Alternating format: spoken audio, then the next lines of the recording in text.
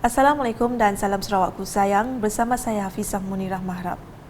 Tumpuan berita, Sarawak mencatat lebih 300,000 kes COVID-19 sejak kes pertama mula dikesan dan dilaporkan di negeri ini pada Mac 2020. Timbalan Premier Sarawak Datuk Seri Dr. Sim Kui Hian berkata, setakat 28 April lepas, sebanyak 305,180 kes kumulatif COVID-19 dilaporkan dengan 1,729 kematian dicatatkan. As at 28 April 2022, a total of 305,180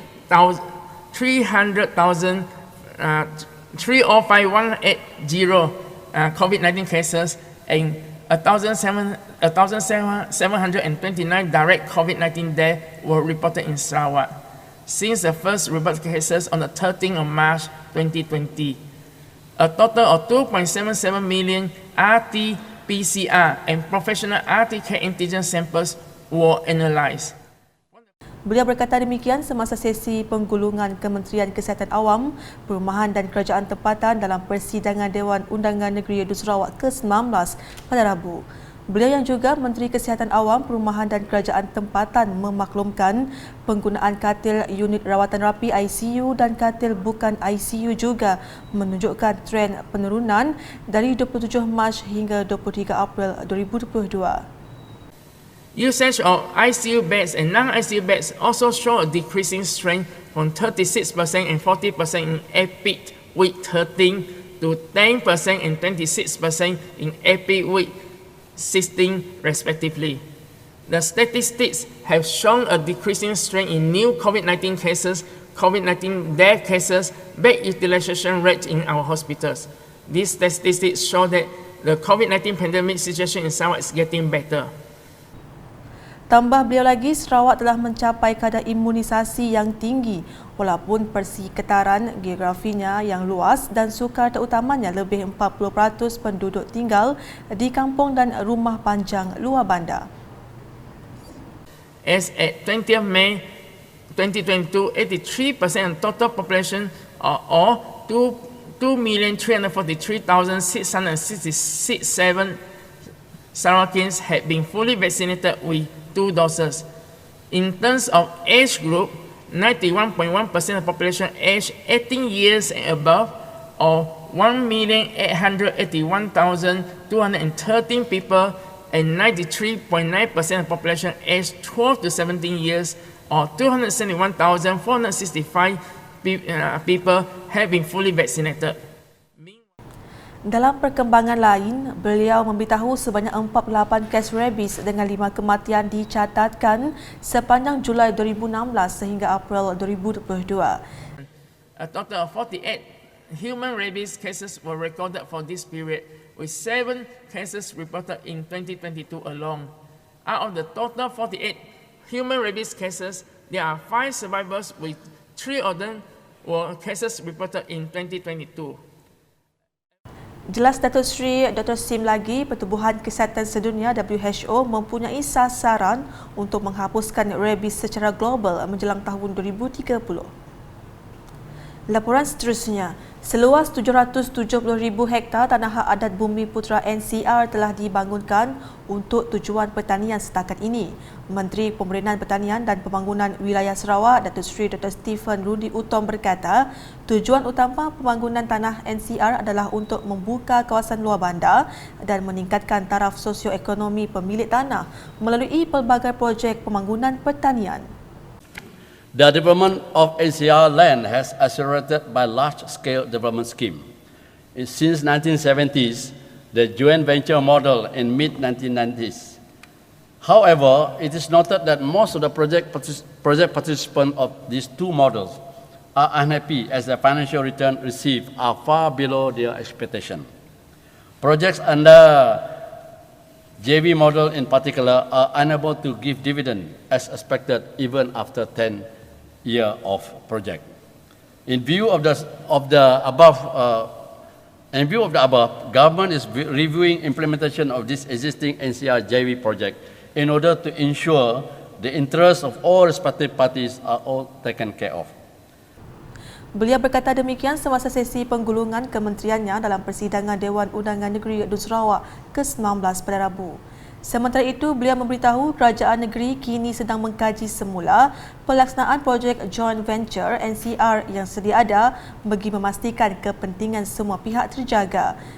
Dalam perkembangan lain, beliau berkata pelbagai projek bernilai RM171.7 juta telah dilaksanakan di bawah dana fasilitasi pertanian AFF setakat ini. Jelasnya ia memanfaatkan kira-kira seramai 163,000 petani, nelayan dan usahawan tani di seluruh Sarawak. Dalam pada itu, beliau memberitahu 4 tanaman iaitu kelapa, durian, nanas dan pisang telah dikenal pasti sebagai potensi ekspor bagi meningkatkan pendapatan Sarawak. Datuk Seri Dr. Stephen Rundi berkata permintaan untuk 4 jenis buah itu telah meningkat bukan sahaja di peringkat domestik, malahan juga di pasaran global. In view of the growing domestic and global demands for coconut, durian, pineapple and banana-based products, the government aims to revitalize and strengthen the development of these 4 main crops in Sarawak.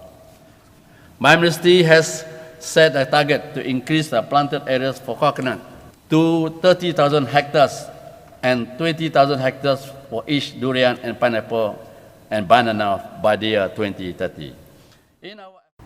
Mengulas lanjut, beliau memberitahu strategi serta inisiatif yang baru dan menyeluruh akan diperhalusi untuk mengembangkan penghasilan tanaman-tanaman tersebut sekaligus dijadikan sumber pendapatan baru yang utama di samping meningkatkan pendapatan para petani. Sementara itu, Kementerian Pembangunan Wanita, Kanak-kanak dan Kesejahteraan Komuniti Sarawak KPWK menerusi Jabatan Kebajikan Masyarakat Sarawak JKMS telah membelanjakan sejumlah RM107.1 juta sejak 2020 hingga sekarang untuk membantu rakyat negeri ini yang terkesan akibat penularan wabak COVID-19. Menterinya Datuk Seri Fatimah Abdullah berkata, peruntukan tersebut digunakan bagi tujuan penyaluran bantuan makanan, keperluan harian seperti lampin, pakai buang dan susu untuk kanak-kanak dan warga emas.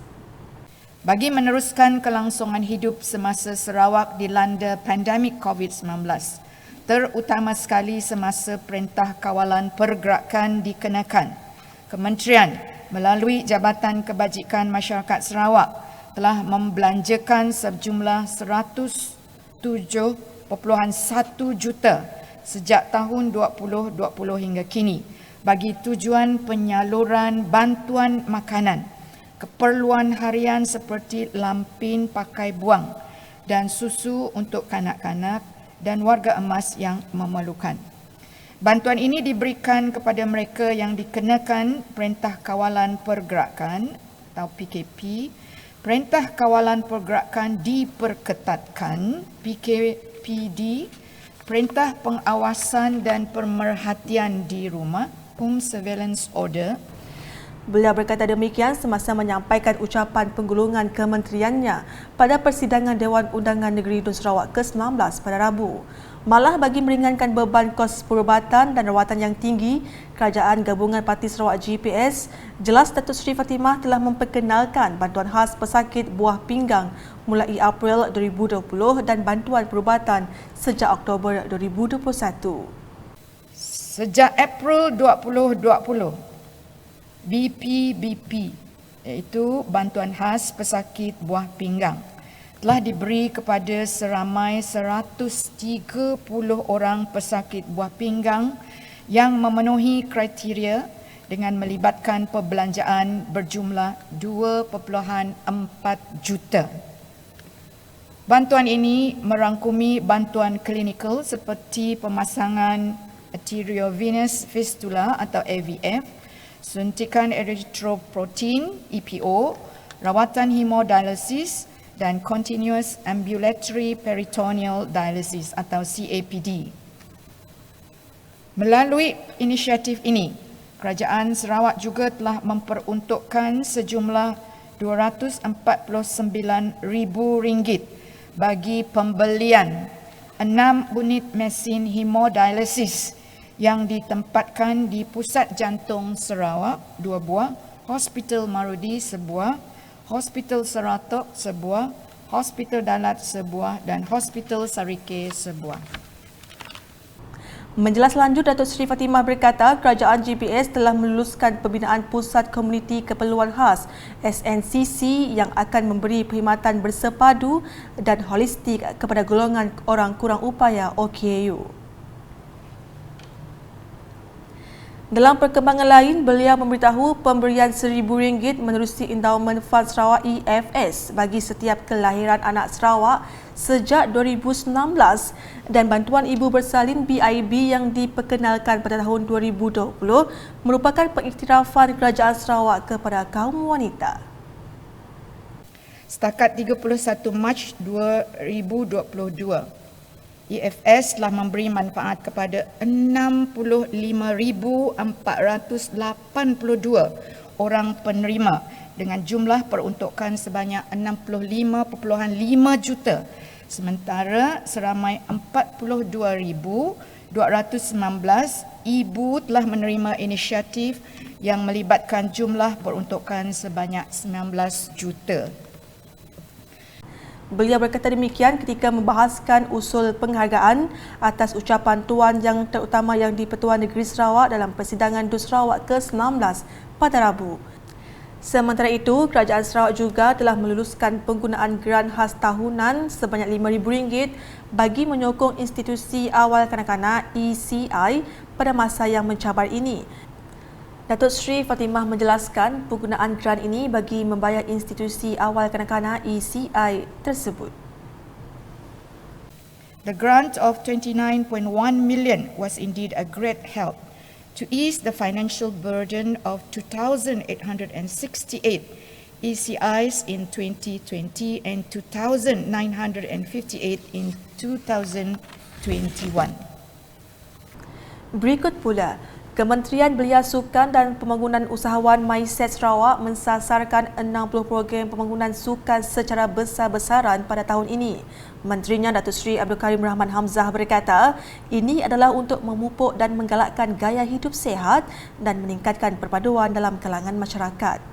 In order to enhance the unity among our community, my ministry has initiated Sarawak Active program, which aim to encourage mass participation in sport activities.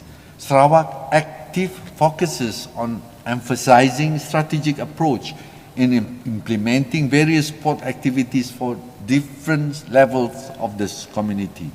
Our objective and mission is to build Sarawak with sports as a way of life. Beliau berkata demikian semasa sesi penggulungan kementeriannya dalam persidangan Dewan Undangan Negeri DUS Sarawak ke-19 pada Rabu. Sementara itu, beliau memberitahu kementeriannya turut bergiat aktif dengan Persatuan E-Sukan Sarawak SESA dalam mewujudkan platform kepada pembangunan e-sukan termasuk penganjuran pertandingan dan program pembangunan.